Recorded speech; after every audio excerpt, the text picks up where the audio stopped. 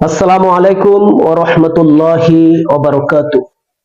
সম্মানিত দর্শক, আলোর পথে টিভি চ্যানেলের পক্ষ থেকে আপনাদেরকে জানাই শুভেচ্ছা ও অভিনন্দন। আমি আপনাদের সাথে আছি মোহাম্মদ উসমান গনি সেলিম। আজকে আমরা জানতে পারবো সন্তান কিভাবে আস্তে আস্তে মা বাবার কারণে ধৈর্য হারা হয়ে যায়। দেখুন, আমি প্রায় ভিডিওতেই বলে থাকি যে ধৈর্যের চেয়ে বড় গুণ পৃথিবীতে আর কিছুই হতে পারে না। কারণ ধৈর্য এমন একটি গুণ, যে গুণটা আল্লাহ তাআলা নিজের সিফাতের গুণ হলো ধৈর্য। আল্লাহ তাআলার গুণ ধৈর্য, আর আল্লাহ তাআলা ধৈর্য নামক গুণটা যার ভিতরে অর্জন করতে পারবে,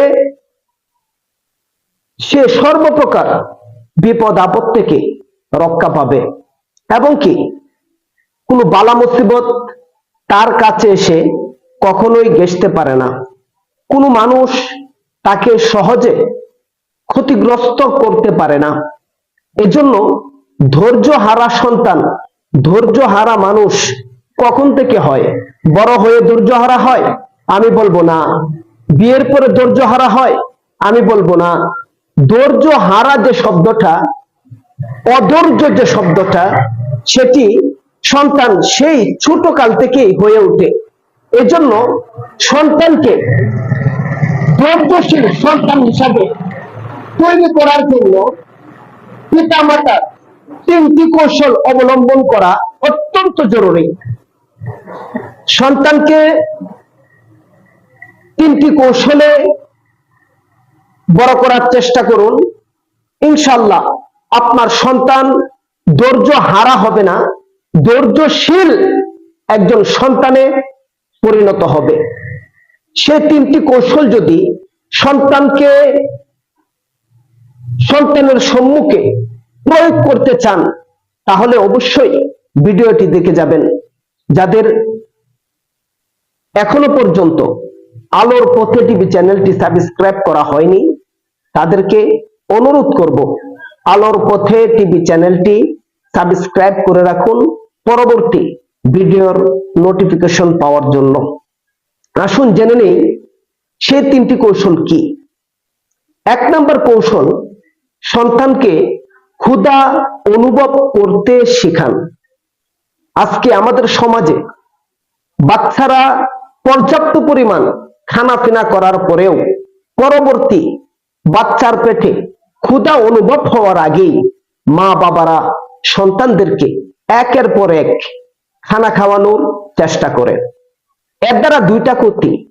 একটা ক্ষতি হলো, যারা পেট ভরপুর রেখে দ্বিতীয়বার আবার খানা খায়, তাদের ডায়াবেটিস হওয়ার সম্ভাবনা রয়েছে। এটা চিকিৎসকদের সুপরামর্শ। আর যে বিষয়ে ভিডিও তৈরি করতে যাচ্ছি, ক্ষুধা অনুভব করার আগেই আপনি যদি বাচ্চাকে খানা খাওয়ান, তাহলে আপনার বাচ্চা ধৈর্য হারা হয়ে যাবে। ধৈর্যশীল সন্তান কখনোই আপনার বাচ্চা হতে পারবে না। তো 1 নম্বর, আপনার বাচ্চাকে ক্ষুধা অনুভব করতে শেখাতে হবে। 2 নম্বর, বাচ্চার সাথে প্রচুর পরিমাণ কথা বলুন। কিছু কিছু মানুষ রয়েছে পিতামাতার মধ্যে, যারা বাচ্চার সাথে এত বেশি কথা বলতে চায় না। বাবা তার বিজনেস নিয়ে ব্যস্ত, চাকরি বাকরি নিয়ে ব্যস্ত, তার কাজকর্ম কৃষিকাজ নিয়ে ব্যস্ত, অথচ সন্তানের সাথে আধা ঘন্টা সময় দেওয়ার মতো এতটুকু সময় তার হয় না। এর জন্য ওই সমস্ত বাবা মাদেরকে বলবো, আপনারা বাচ্চাদের সাথে প্রচুর পরিমাণ কথা বলুন। যদি কথা বলতে পারেন, তাহলে ইনশাল্লাহ এই বেশি কথা বলার কারণে বাচ্চারা ধৈর্যশীল হবে। আর যদি কথা কম বলেন, তাহলে ধৈর্য বাচ্চাদের কম থাকে, অতিরিক্ত কথা সহ্য করতে পারে না। আর সহ্য না করাটাই হলো অধৈর্যশীল মানুষের কাজ। আসুন আমরা 3 নাম্বার যে কৌশল বাচ্চাদের সাথে আপনি অবলম্বন করবেন, সেটি হল বাচ্চাকে অপেক্ষা করতে শেখান। চাওয়া মাত্রই সবকিছু পূরণ করে দিবেন না। আমাদের বাচ্চারা ফোন করে বলে আব্বু আমার এটা লাগবে, আব্বু আমার ওঠা লাগবে, মায়ের কাছে বলে আম্মু আমার এটা লাগবে, আম্মু আমার ওঠা লাগবে। বাচ্চারা চাইতে দেরি হয়, আমরা দিতে দেরি হয় না। ওই সমস্ত বাচ্চারা ধৈর্য হারা হয়ে যায়। সুতরাং বাচ্চাকে অপেক্ষা করতে শেখান। আজকে আপনার কাছে একটা জিনিস চেয়েছে, এক সপ্তাহ পরে সেই জিনিসটা তাকে প্লে করেন। কিংবা অত্যন্ত জরুরি বিষয় যদি হয়ে থাকে, জরুরি বস্তু যদি হয়ে থাকে, পণ্য যদি হয়ে থাকে, তাহলে আপনি পরের দিন প্লে করেন। সকালে চাইছে বিকালে প্লে করেন, কিন্তু আপনি চাওয়ার সাথে সাথে সবকিছু দিয়ে দিলেন, অর্থাৎ বাচ্চাকে অপেক্ষা করালেন না। এই বাচ্চা বড় হয়ে চাওয়া মাত্রই যদি কোনো কিছু না পায়, তাহলে সেই বাচ্চা ধৈর্য হারা হতে পারে। এই জন্য একটা মানুষকে ধৈর্যশীল মানুষে গড়ে তুলতে পিতামাতা সেই ছোট থেকে তার বাচ্চাদেরকে 3টি কৌশল অবলম্বন করতে হবে। তোর মধ্যে 1 নাম্বার কৌশল হলো বাচ্চাকে ক্ষুধা অনুভব করতে শেখাতে হবে। 2 নাম্বার কৌশল হলো বাচ্চার সাথে প্রচুর পরিমাণ কথা বলতে হবে।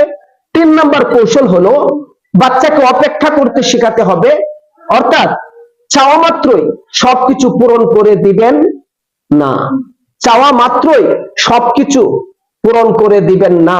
এই 3টা কৌশল যদি বাচ্চাদের সম্মুখে কোনো মা বাবা প্রয়োগ করতে পারে, ইনশাআল্লাহ বড়ই আস্থা এবং বিশ্বাসের সাথে কথা বলা যায়, ওই বাচ্চা কোনোদিন ধৈর্য হারা সন্তানে পরিণত হবে না।